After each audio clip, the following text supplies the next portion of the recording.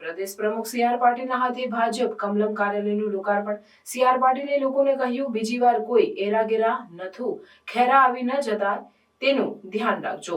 હું હાર નથી પહેરતો કારણ કે હાર મને પસંદ નથી.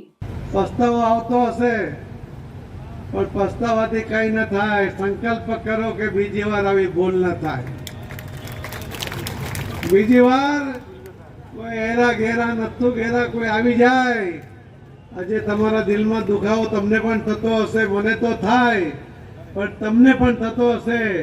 અને એટલા માટે જ્યારે વિધાનસભાનું ઇલેક્શન આવ્યું અને એક અપક્ષ ઉમેદવાર ભાઈ બોલ્યા કે પાટીલનો પાવર ઉતારો છે,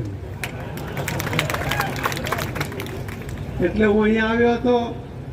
અને ત્યારે મેં કહ્યું હતું, કાર્યકર્તાઓને જે મળવાનું થયું અને કહ્યું હતું કે પાવર પાટીલનો નથી, પાવર કાર્યકર્તાઓનો છે.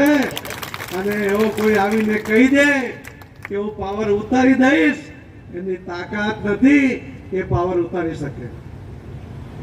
આ તમારો પાવર છે, કોઈ ઉતારી શકે ભાઈ? બોલો ને. બીજી વાર કોઈ એવું બોલવાની હિંમત ના કરે, એટલી તાકાત સાથે બોલો કે તમારો પાવર કોઈ ઉતારી શકે? ના ઉતારી શકે.